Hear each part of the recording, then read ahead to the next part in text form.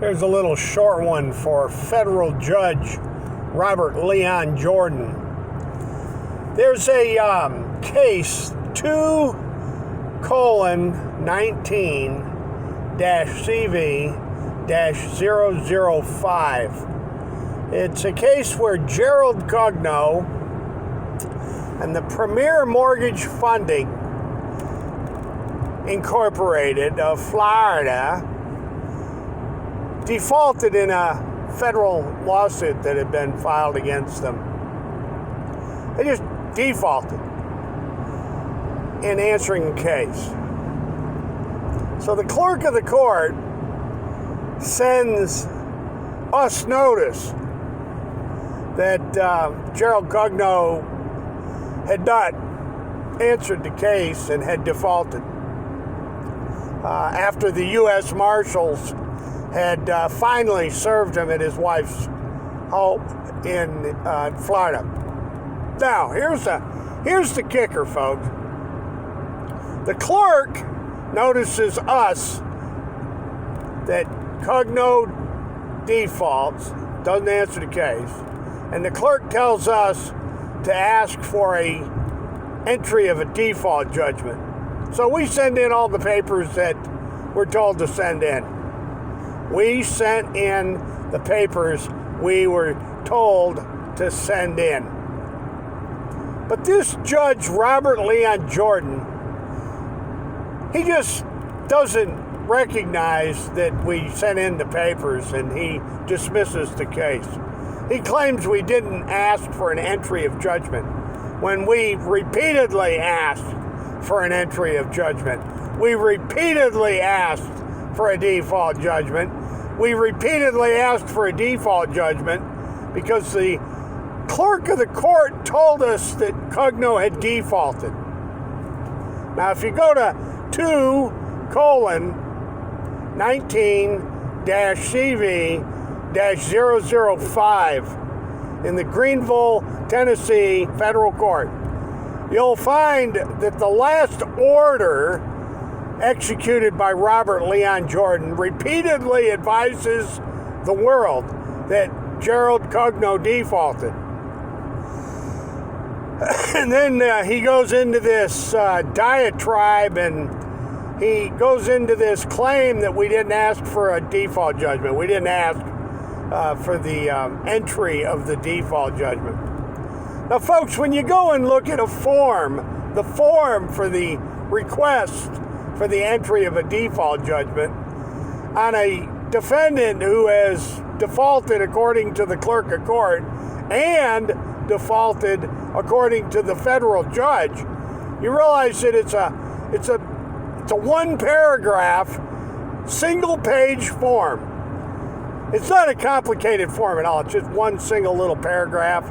It's a short page, one page, where you request the court to enter the default that the court knows damn well occurred because the court clerk and the judge in this case openly and publicly admit that Gerald Cugno, Premier Mortgage Funding, defaulted.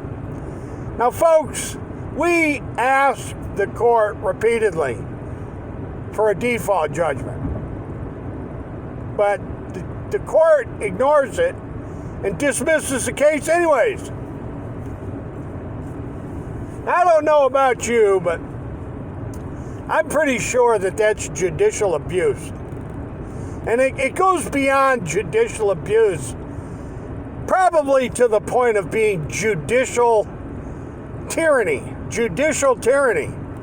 Because when you repeatedly ask for the entry of judgment that the court clerk advised you occurred, and that the judge himself admits throughout his order that this Cugno and Premier Mortgage Funding defaulted, they won't give you the default and they dismiss the case instead. Now, I don't know how that sits with you folks, but this is exactly what's happened in case 2:19-CV-005. Now you got to understand that Cogno and Premier Mortgage Funding, the most notorious mortgage schemers and scammers in American history. Connected to Deutsche Bank, connected to Credit Suisse, connected to JP Morgan Chase, and on and on and on and on and on. The most notorious gang of mortgage swindlers in the subprime predatory foreclosure markets, the predatory foreclosure, the subprime mortgage markets, Cogno and Premier Mortgage Funding default, according to what the clerk notices of it. The court, in its final order, admits it numerous times through the final order that Cogno Premier defaulted, and then refuses to give us the default judgment and dismisses the case. Now, folks, I know that sounds like a stretch, but look at the record. Go read the record. The record reveals the whole truth of what's going on here. This is pure judicial tyranny. Now, I helped draft a motion to reopen the case, and pointing out the fact that, we are alleged to have not requested the entry of the judgment. That's what they allege. It's not accurate, but that's what the court alleges.